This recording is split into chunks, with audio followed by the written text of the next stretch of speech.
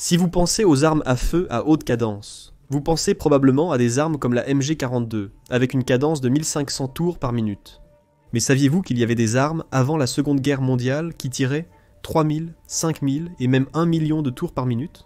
Dans cette vidéo, nous allons voir une arme en particulier qui a vraiment surpris tout le monde et que très peu de gens connaissent.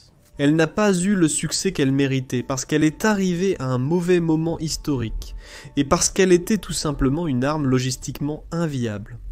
Nous parlerons donc du Bangder Powderless Gun, probablement l'une des armes les plus intéressantes dans l'histoire, puisqu'elle était capable de tirer 1 million de balles par minute et a été développée ni plus ni moins qu'en 1907.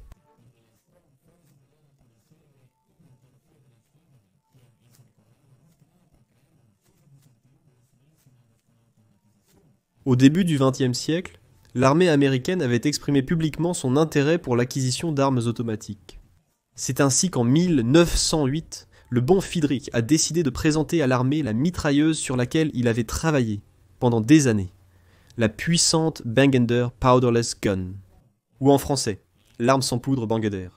Cette mitrailleuse sans égale a immédiatement attiré l'attention de l'armée, car Friedrich promettait qu'elle était capable de tirer 1 million de balles par minute.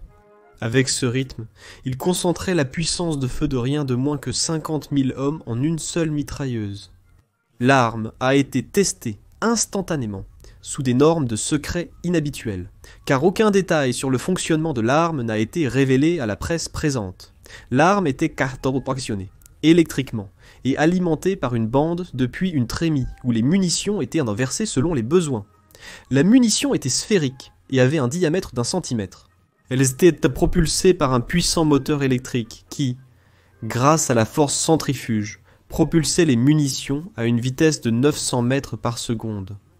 N'ayant pas besoin de mécanisme de rechargement compliqué, il avait autant de cadence que sur la bande insérée. En munitions dans l'arme, et comme il n'utilisait pas de poudre, il n'avait aucun type de recul.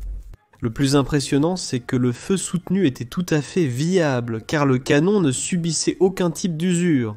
Par température, en plus que les projectiles qu'il utilisait étaient de simples sphères de métal d'1 centimètre de diamètre, qui étaient extrêmement bon marché à produire. Donc cette arme pouvait tirer pendant 1 minute pour un coût de $20 de l'époque. Quelque chose comme $1100 actuels, ce qui peut sembler exagéré, mais pour une arme d'une telle puissance destructrice, ce n'était pas mal du tout. Un journaliste du journal New York Herald a décrit sa perception de l'arme en cours de test. La cible était une planche de pin qui a été placée à 70 pieds de distance. Lorsque le moteur a commencé à bourdonner, l'opérateur a fait tourner une petite roue, et un flux constant de balles a jailli de la bouche du canon comme un jet d'eau de la buse d'un tuyau. La cible semblait fondre devant les yeux. Quand les projectiles l'ont atteint en environ 10 secondes, tout le centre de la planche avait disparu. Dans ce test, l'arme a tiré 15 000 projectiles sphériques sur une épaisse planche de bois. Et comme l'a décrit le journaliste du New York Herald, elle a pratiquement fondu la planche de pin. De nombreux autres journalistes ont assisté au test. Même le London Daily Telegraph l'a appelé une merveille et un chef-d'œuvre pour la guerre. Bangder promettait des merveilles à l'armée. Par exemple, que l'arme allait tirer des projectiles coniques de 12 mm plus tranchants, qui lui donneraient une pénétration abysmalement supérieure. Ces derniers allaient être tirés depuis 2 grands canons rayés, qui leur donneraient une portée de plus de 3 km de distance, la rendant idéale pour combattre à l'époque les dirigeables, qui étaient les ennemis les plus redoutables pour les armées, à l'époque. Tant de renommée donnée par les médias a attiré une multitude d'investisseurs qui voulaient financer Bangder pour qu'il fabrique une version définitive de l'arme. Mais M. Bangder a vite découvert que les plans de ces investisseurs étaient simplement d'obtenir le secret de son invention et de le lui prendre, dont il ne s'est associé à aucun investisseur de Wall Street, déclarant que si lui ne gagnait pas d'argent avec son invention, personne d'autre ne le ferait. Bangder a continué à collaborer avec le gouvernement qui continuait, impressionné par l'arme, mais les années ont passé, et Bangder a décidé de se concentrer sur une autre invention, une horloge qui fonctionnerait à perpétuité sans pile, tout en attendant que le gouvernement décide enfin de commencer à produire son arme en plus grande quantité. Au final, l'arme n'a pas été brevetée, car Bangder n'a pas voulu collaborer avec l'investisseur, et comme l'intérêt de Bangder a diminué, le développement de l'arme a été laissé à moitié fait. l'armée a décidé de renoncer à acquérir cette mitrailleuse, car à cette époque, ils étaient plus intéressés par une mitrailleuse qui pourrait être utilisée sur le champ de bataille. Et parce que le moteur de l'arme était électrique, il était inviable pour une utilisation sur le champ de bataille, en plus d'être très volumineux et logistiquement exigeant. En raison de tous ces problèmes, nous n'avons jamais vu une version finale de celle-ci.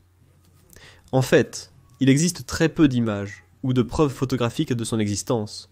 Il y a simplement des descriptions de personnes qui l'ont vu tirer.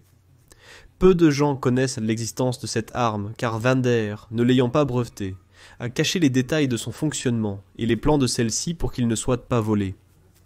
Et comme il n'existe qu'un seul prototype, on ne sait pas ce qui lui est arrivé, ce qui fait de cette arme l'un des plus grands mystères du monde de l'armement. Après que l'arme protagoniste de cette vidéo a été oubliée. Il semble même que Bangader a continué à développer d'autres mitrailleuses, sans jamais les terminer.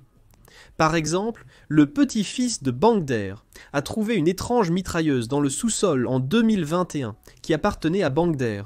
Cette arme avait 15 canons et a été conçue en 1922. Cependant, il semble qu'elle n'a jamais été terminée et sa cadence est évidemment inconnue car elle ne peut pas être tirée. Il a fallu des décennies, jusqu'aux années 2000, pour voir à nouveau une arme capable de tirer à des cadences similaires à la Vanguard Powderless Gun. L'arme en question est la Metal Storm, qui pouvait tirer 1 million de tours par minute, et comme nous l'avons vu dans la vidéo que nous lui avons consacrée, elle a subi le même sort que l'arme protagoniste de cette vidéo. Les armes à cadence extrêmement élevée semblent tout simplement inviables, peu importe l'époque. Non pas parce qu'elles sont impossibles à réaliser, mais plutôt parce qu'elles présentent de nombreuses difficultés logistiques et ont vraiment des applications limitées. Alors maintenant vous savez, soldats, merci beaucoup d'avoir regardé cette vidéo, et à la prochaine.